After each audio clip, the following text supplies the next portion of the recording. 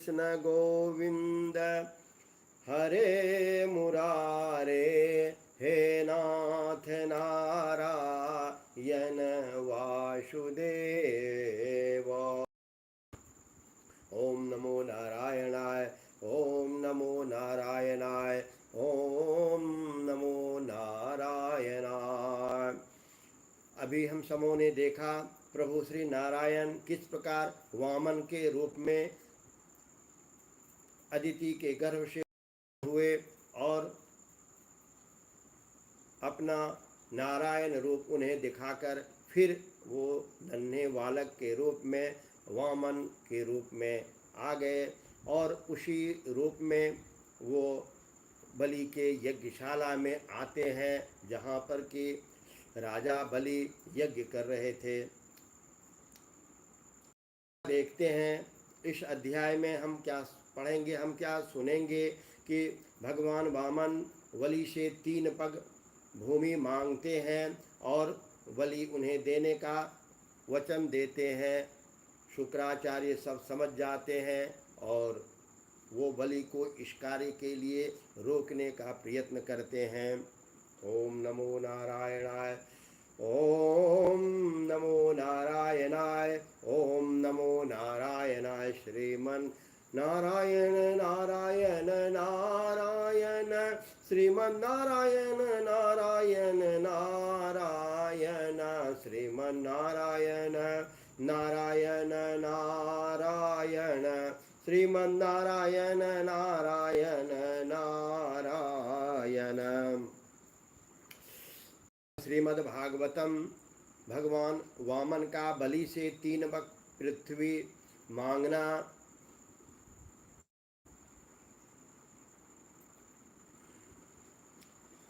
बलि का वचन देना और शुक्राचार्य का उन्हें रोकना। श्री शुक उवाच इति वचनैर्वाक्यं धर्मयुक्तं शशोऽमृतं निशम्य भगवान् प्रीतः प्रतिनन्द्येदमब्रवीत्। श्री सुखदेव जी कहते हैं, राजा बलि के ये वचन धर्म भाव से भरे और बड़े मधुर थे। उन्हें सुनकर भगवान वामन ने बड़ी प्रसन्नता से उनका अभिनंदन किया और कहा। श्री भगवान वाच वचस्तवे जन्देव सुनृतं कुलोचितं धर्मयुतं यशस्करं यस्य प्रमाणं भृगवः शाम्पराये पितामह कुलवृद्धः प्रशान्तः।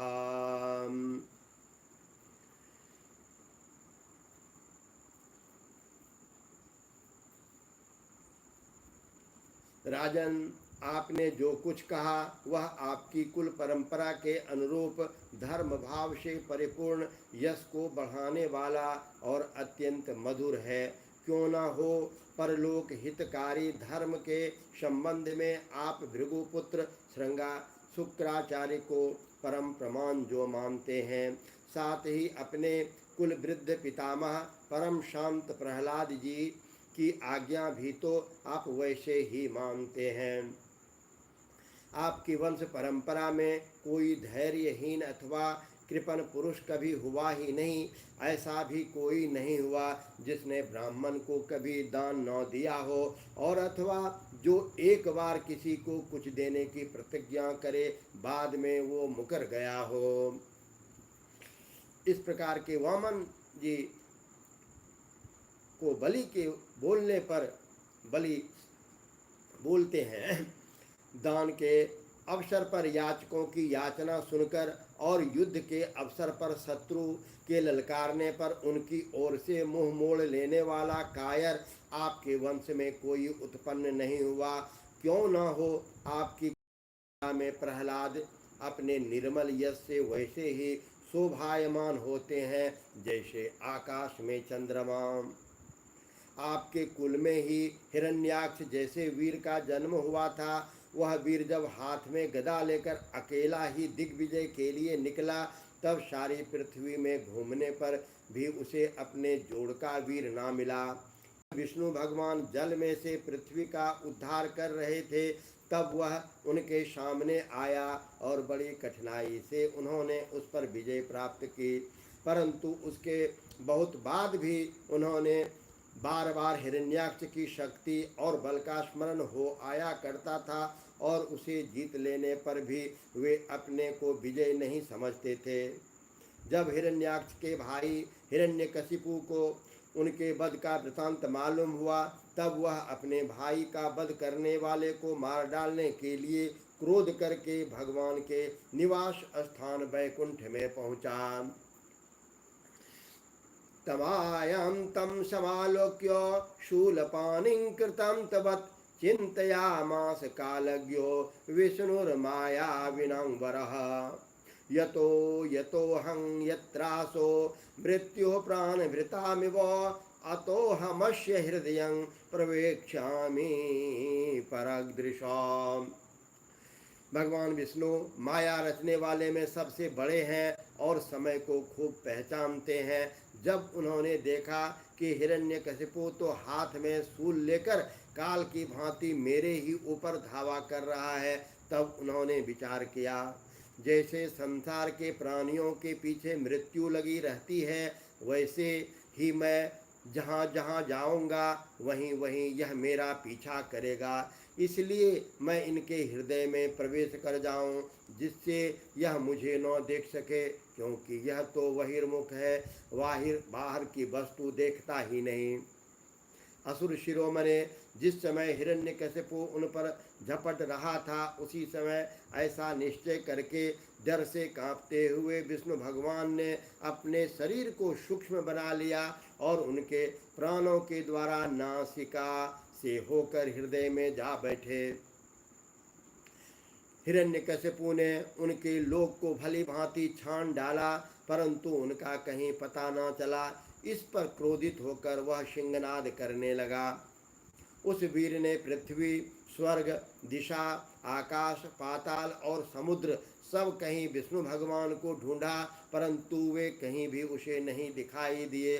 उनको कहीं न देखकर वह कहने लगा, मैंने सारा जगत छान डाला, परंतु वह मिला नहीं। अवश्य ही वह भ्रातृघाती उस लोक में चला गया, जहाँ जाकर फिर लौटना संभव नहीं होता।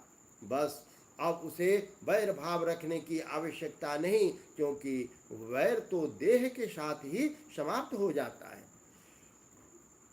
क्रोध का कारण अज्ञान है और अहंकार से उनकी वृद्धि होती है। राजन, आपके पिता प्रहलाद विरोचन बड़े ही ब्राह्मण भक्त थे।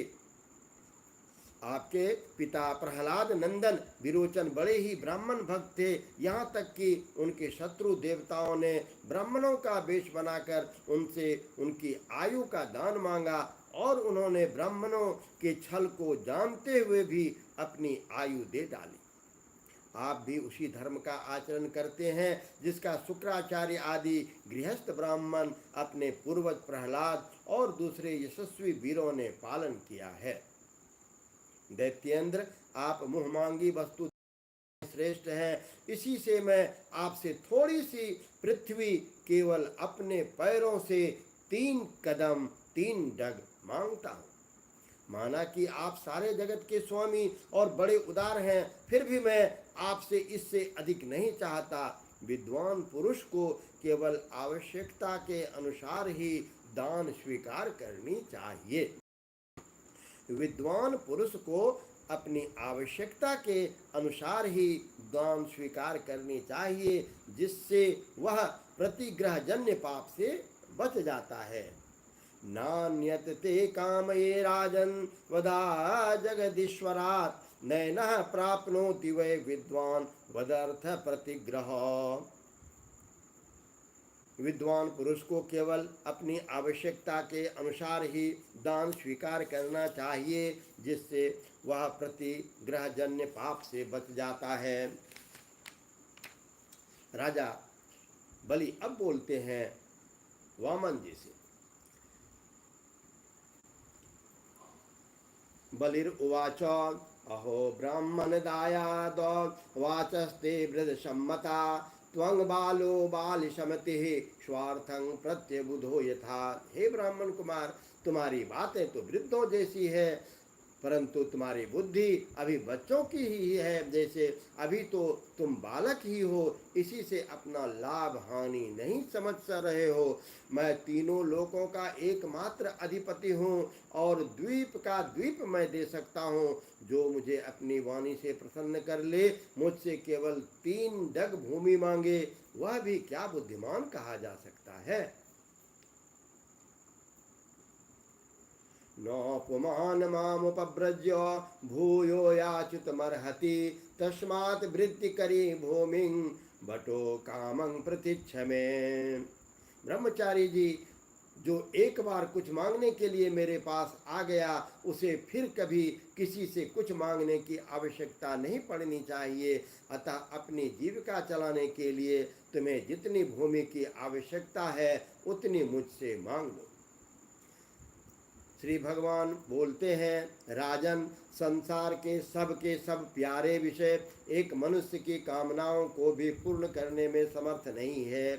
यदि वह अपनी इंद्रियों को वश में रखने वाला संतोषी न हो, जो 3 पग भूमि से संतोष नहीं कर लेता, उसे 9 वर्षों से युक्त एक द्वीप भी दे दिया जाए तो वह संतुष्ट नहीं हो सकता, क्योंकि उसके मन में 7 द्वीप पाने की इच्छा बनी रहेगी। मैंने सुना है कि पृथु, गाय आदि नरेश 7 द्वीपों के अधिपति थे, परंतु उतने धन और भोग की सामग्रियों के मिलने पर भी वे तृष्णा का पार न पा सके।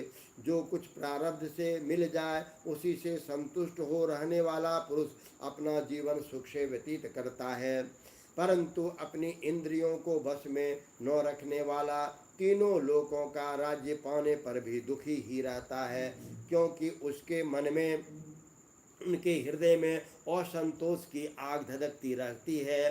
धन और भोगों से संतोष न होना ही जीव के जन्म मृत्यु के चक्कर में गिरने का कारण है। इस पुनर्जन्म का क्या कारण है, इसके बारे में कहते हैं,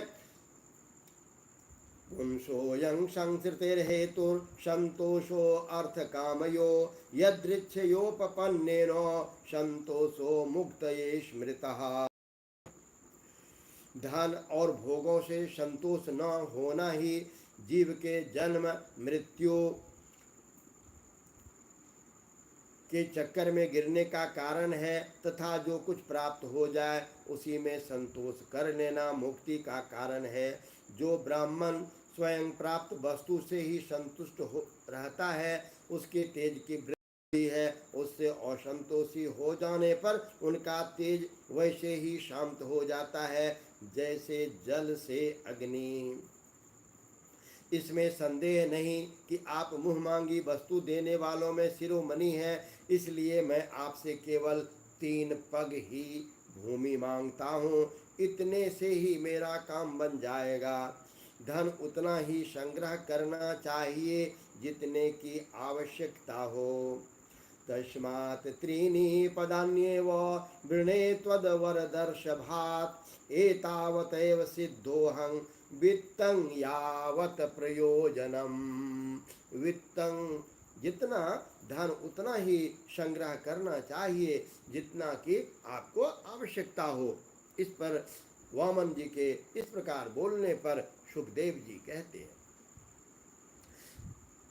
इत्युक्तः स हसन्नाह वाञ्छाता प्रतिगृह्यतां वामनाय महिं दातुं जग्राह जलभाजनम। भगवान के इस प्रकार कहने पर राजा बलि हंस पड़े। उन्होंने कहा, अच्छी बात है, जितनी तुम्हारी इच्छा हो उतना ही ले लो। यों कहकर वामन भगवान ने 3 पग पृथ्वी का संकल्प करने के लिए उन्होंने जलपात्र उठाया।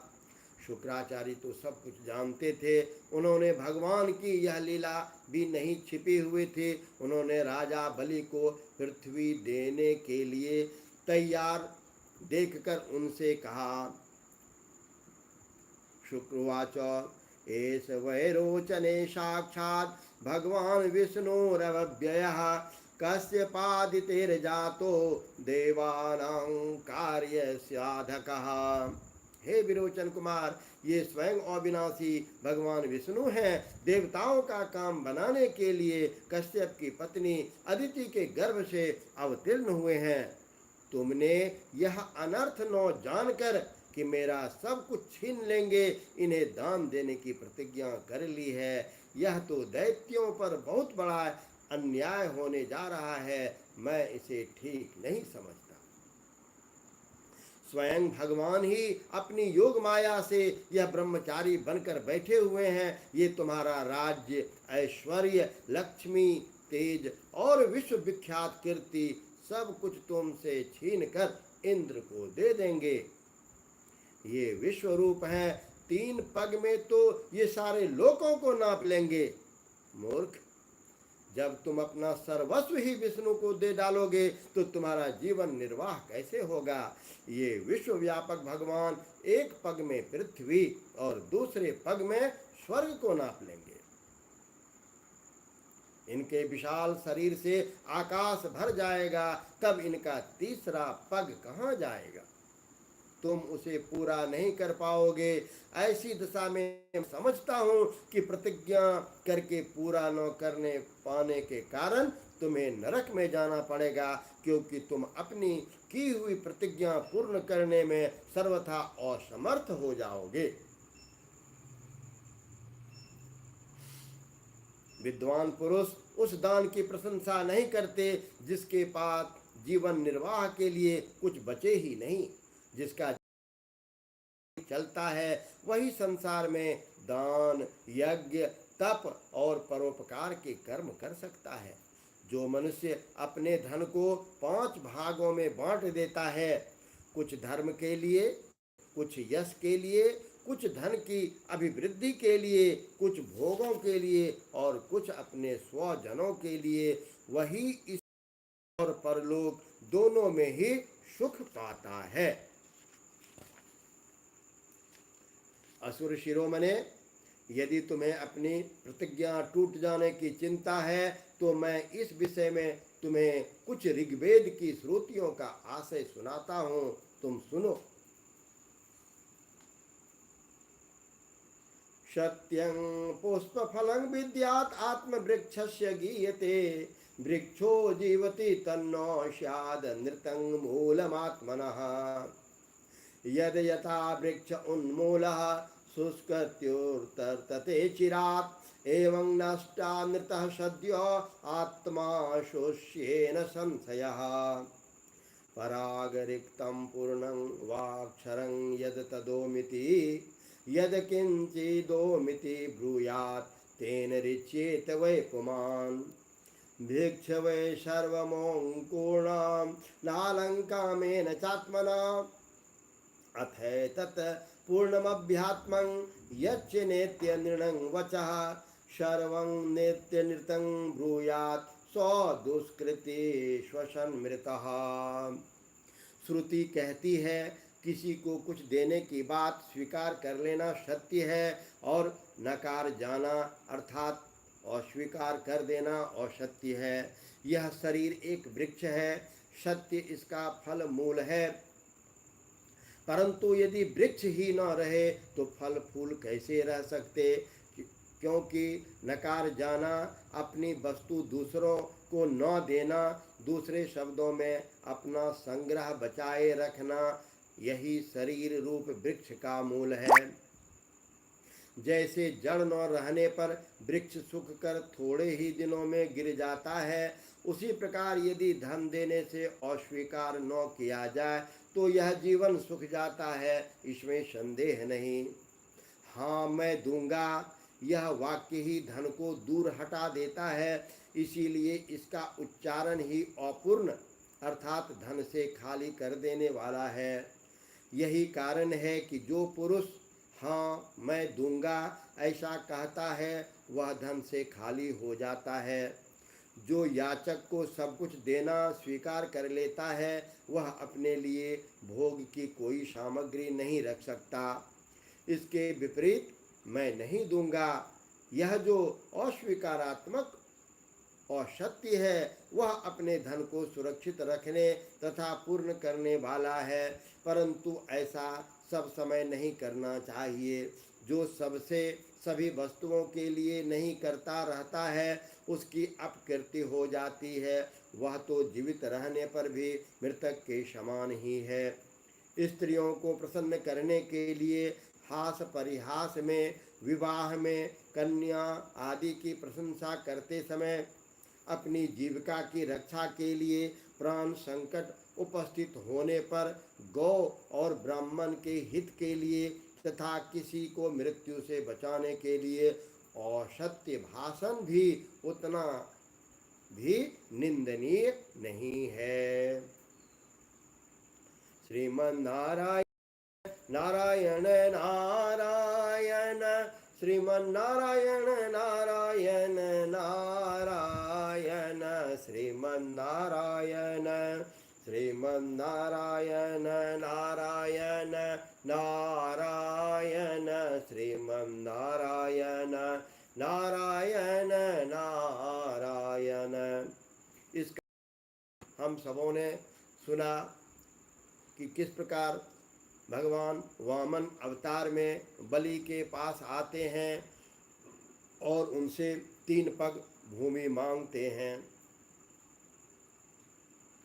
फिर शुक्राचार्य के द्वारा हम सबों ने बलि को यह उपदेश देते हुए कहते हुए सुना कि किस प्रकार से अपने धन की रक्षा करनी चाहिए, और उन्हें वामन के बारे में बताते हुए कि ये कोई साधारण बालक नहीं है, ये तो प्रभु श्री नारायण है, जो तुम्हारा संपूर्ण धन संपत्ति राज लक्ष्मी मांग लेंगे। श्रीमन्नारायण नारायण नारायण, श्रीमन्नारायण नारायण नारायण, श्रीमन्नारायण नारायण नारायण, श्रीमन्नारायण नारायण नारायण।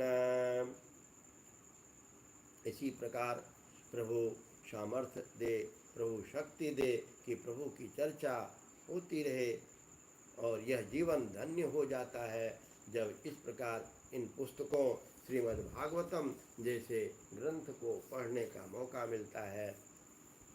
रात्रि के 9:30 बजने जा रहे हैं। कुछ प्रिय छात्र ऑनलाइन 9:30 बजे से आ रहे हैं अमेरिका से, उनके साथ फिर संस्कृत पर चर्चा होगी। फिर आप सबों से मिलता हूँ। जो भी त्रुटि हो, गलती हो, उसे कमेंट में लिख करके आदेश देते रहेंगे।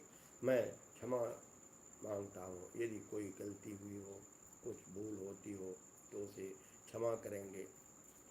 श्रीमन्नारायण नारायण नारायण, श्रीमन्नारायण नारायण नारायण, श्रीमन्नारायण नारायण नारायण, श्रीमन्नारायण नारायण नारायण। समय बहुत ही महत्वपूर्ण है और आज सभी अपने अपने कार्य में व्यस्त हैं। धर्म दिखावा का चीज होते जा रहा है। हम अपने मूल ग्रंथों से दूर हटते जा रहे हैं। तो जब भी कभी समय मिले तो वेद, उपनिषद, वाल्मीकि रामायण अवश्य पढ़ने का प्रयास करना चाहिए। ओम नमो नारायणाय, ओम नमो नारायणाय, ओम नमो नारायणाय। सर्वे भवन्तु सुखिनः, सर्वे सन्तु निरामया, सर्वे भद्राणि पश्यन्तु, मा कश्चित् दुःखभाग् भवेत्, सर्वेषां मङ्गलं भवतु, लोकाः समस्ताः सुखिनो भवन्तु। ओम शान्तिः शान्तिः, ओम शान्तिः।